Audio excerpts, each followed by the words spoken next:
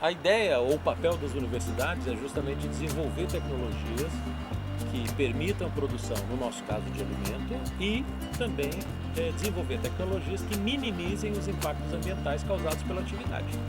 Então, nesse sentido, o cultivo de camarão em biofloco, por exemplo, que não renova a água é reutilizada por vários e vários ciclos, ele tem esse apelo ambiental, né? Já que a gente não gera efluente, né?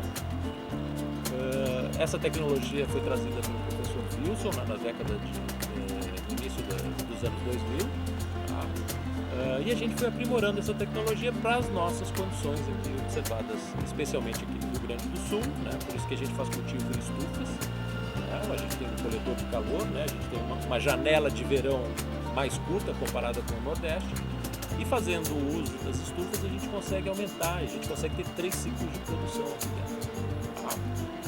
Bom, passado esse período de desenvolvimento da tecnologia, a gente começou a observar que existiam alguns problemas. Tá? Por exemplo, o acúmulo de biofloco no sistema. Tá? Então a gente tinha que retirar isso de forma mecânica, então a gente usava clarificadores.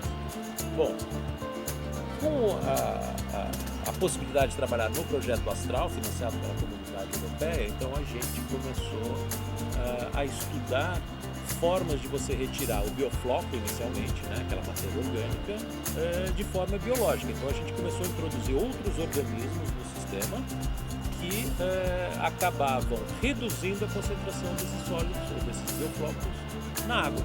E isso permitia que a gente usasse mais tempo ainda essa água, né, reutilizasse por vários e vários ciclos.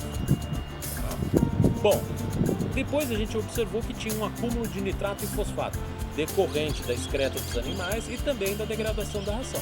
Então, como é que a gente retira esses nutrientes do sistema? Bom, então a gente começou a trabalhar com plantas. Inicialmente as alófitas, salicornia, né, ou aspargo do mar, né, que é o nome comum, que não é consumida praticamente aqui no Brasil, né? Na comunidade asiática em São Paulo e no Paraná, sim, se tem esse interesse, mas ela é bastante consumida na Ásia e na Europa. Então as pessoas têm interesse, têm um valor comercial importante. E obviamente elas ajudam a reter nitrato e fosfato, tá? Assim como as macroalgas, que também a gente vem trabalhando, principalmente com uva lactuca, né? Que também são responsáveis por retirar então nitrato e fosfato do sistema na presença de luz, né, porque as plantas necessitam para poder crescer. Então a ideia é você agregar diferentes grupos de organismos, diversificando o que uma fazenda pode produzir, tá? E também aumentando a probabilidade de lucro do produtor. Então a ideia é essa, obviamente, com um viés ambiental que também permite agregar valor a esse produto.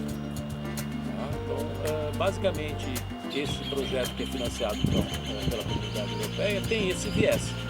Além disso, nesse projeto a gente tem estudos com microplástico, a gente tem a questão de mudança climática que está envolvida, ou seja, o que vai acontecer se realmente se confirmar, na verdade a gente já tem uma confirmação, né? Mas o que vai acontecer? Como é que nós vamos conseguir produzir alimentos? O que vai acontecer com as espécies que a gente já trabalha? Então, tem isso, tem a questão de aumentar a circularidade, ou seja, dentro da cadeia produtiva melhorar essa circularidade, porque isso está de acordo com as diretrizes da ONU, né, que a gente consegue melhorar o uso dos recursos, né, possibilitando então produção não só de alimento, né, mas também de todo o processo da cadeia produtiva. Então tem esse viés, ainda tem o desenvolvimento de tecnologias, de equipamentos, sensores que permitem, a um custo mais baixo do que o que é observado no mercado, que permitem o produtor, especialmente aqui na América do Sul, América Latina de maneira geral, ter equipamentos que possam auxiliar nas tomadas de decisão dos produtores de camarão, de peixe. Então isso tudo também está sendo desenvolvido dentro desse grande projeto. A nossa moeda de troca, ou o que eu preciso produzir como pesquisador, são papers que as pessoas acabam não lendo. E a sociedade acaba não tendo esse retorno e desconhece o que é feito aqui. Então, a gente precisa melhorar então, as formas de divulgação do trabalho que é realizado nas universidades, E também, como o meu resultado é numérico, ou seja, vai gerar uma publicação, né, numa revista internacional, que seja, ou nacional, mas o meu subproduto é o alimento que foi gerado, tanto camarão, quanto alga, quanto molusco ou como peixes. Tá? E isso para a gente parece ser corriqueiro, né? Mas a gente acabou tendo autorização da direção da coordenação geral do projeto para fazer doações. Então a gente começou a doar toda essa nossa produção para as comunidades carentes.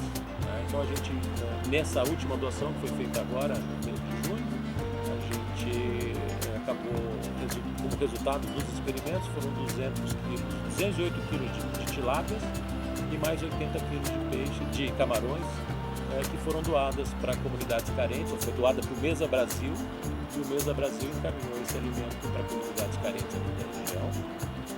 E os camarões foram doados para 2 escolas municipais aqui de Rio Grande. E essas escolas então solicitaram para poder fazer pratos para serem vendidos pela associação de pais, né, para voltar a gerar um recurso para essa associação e comprarem coisas que são deficientes na escola, né, são necessárias para desenvolver. Isso também é gratificante, né, enquanto cidadão. Isso é muito legal, né, porque de maneira geral as pessoas não têm ideia dessa ligação que a universidade tem com a comunidade. Com exceção agora da pandemia, que a gente entende e as pessoas passaram a entender que as universidades são fundamentais, a parte de pesquisa é fundamental no desenvolvimento de vacinas, neste caso, ou formas de tratamento. No nosso caso, essa ligação através dessa doação passa a ser super importante, né? Porque isso foi feito uma vez aqui, aí pode ser que outro laboratório faça alguma outra coisa semelhante, outros colegas da própria universidade, da FURB, façam assim, e outras universidades do país também comecem a ter essa mesma iniciativa para amenizar uma situação bem complicada que a gente vem vivenciando, né? Especialmente nesse momento de pandemia, né? Que é forte. A gente tem que produzir comida e, se possível, a gente doar esse alimento, que é o nosso caso, a gente pode fazer isso. Isso pra gente é muito legal. Poder realmente trabalhar em prol da sociedade.